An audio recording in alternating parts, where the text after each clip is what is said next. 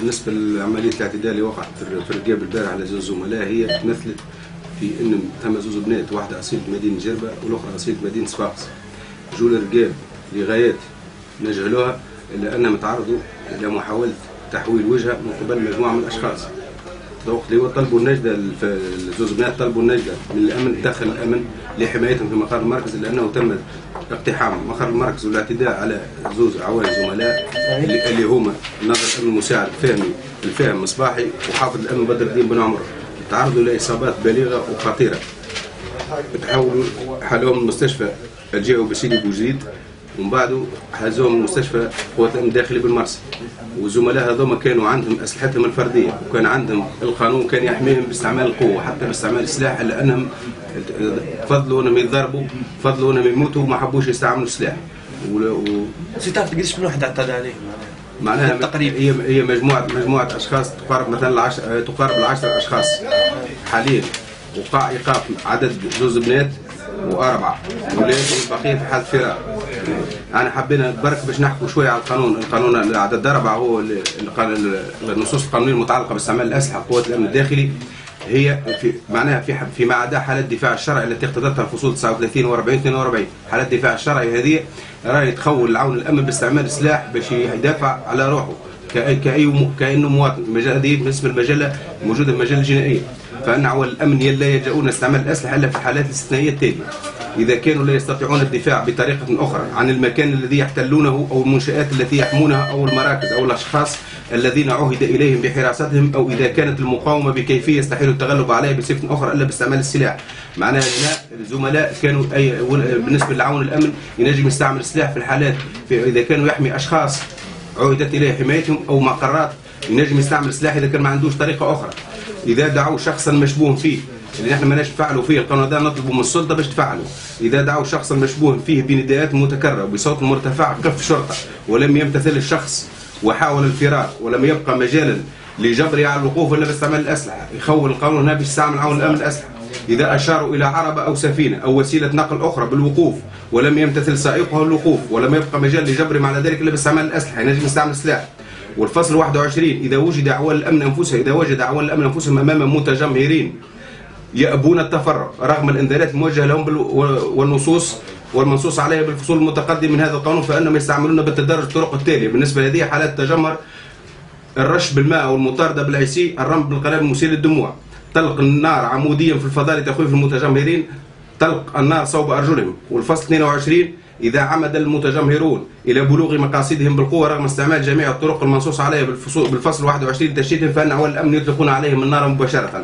نفهم من كلامك اللي هما كانوا في وضعية ينجموا يطلقوا النار وما صارتش العملية. ما صارتش العملية، كانوا في وضع قانوني يسمح لهم باش يطلقوا النار، أولا حسب المجال الجنائية لحماية أنفسهم، وحسب قانون الضربة لحماية الأشخاص اللي هما زوج بنات عهد إليهم بحمايتهم، وكذلك لحماية المقر اللي يحتلونه، معناها سواء مركز وإلا منشأة وإلا بقعة حتى تبدأ متواجد عوائل الأمن متواجدين في بقعة يحتلونها. إذا كانوا وقع الاعتداء عليهم بالقوة ما ثماش حتى سبيل إنهم يفضوا المشكلة هذه، ينجموا يستعملوا سلاح.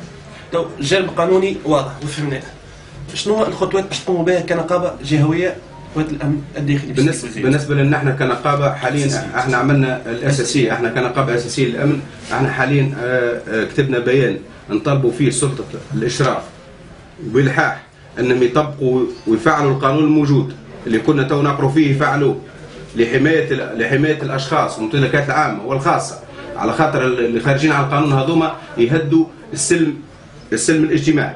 بالنسبه لنا احنا حاليا باش نعملوا وقفه احتجاجيه وحمل الشارات الحمراء والدخول في اضراب جزئي، واذا كان ما جاش مسؤول من الحكومه والا مسؤول امني لهنا ومعاينه الحاله، لانها مش اول حاله توقع في سيدي بوزيد، الحاله الثانيه. هذه الحاله معناها الاختيار الثاني، معناها وما ثماش معناها وقت بعيد ما بيناتهم، معناها ولت هناك كأنها عمليه مدروسه ومنسقه ومستهدفه. بالنسبه لنا احنا حاليا بنجم نساعدوا حتى الى حد الاضراب، لان نحن بالنسبه لنا ما نجموش نجودة القاعده، الحاله النفسيه بتاع العوائل محبطه، ما ثمش حتى اليه تحميهم، القانون موجود على الورق، ما تماش حتى واحد قال لك طب واحنا نطالبوا. مش نعرف علاش مادام القانون موجود نورمالمون هذا قانون يحميكم، علاش ماهوش مفعل القانون هذا؟ ما حبوش يفعلوه لانهم ما يحبوش يدخلوا في معناها ربما امور سياسيه هذه احنا ما ندخلوش فيها السياسه. بالنسبه لهم هما كانوا نجموا الفصول القانونيه هذه كانوا نجموا ينشروها سواء عن طريق مثلا الوسائل الاعلام المرئيه ولا السمعيه ولا المكتوبه، ينشروها لهنا باش كل مواطن على بينه يعرف اللي هو راه هذا كذا، ويعلموا المواطن اللي هو في الحالات هذه راهو البوليس من حقه باش يستعمل جميع الطرق سواء معناها بالتدرج حتى استعمال السلاح. يلزم يكون المواطن على بينه وتكون الناس كلها على بينه، ساعتها يولي البوليس نجم وقت اللي هما يفعلوا القانون ولا يخرجوا مرسوم خاص كما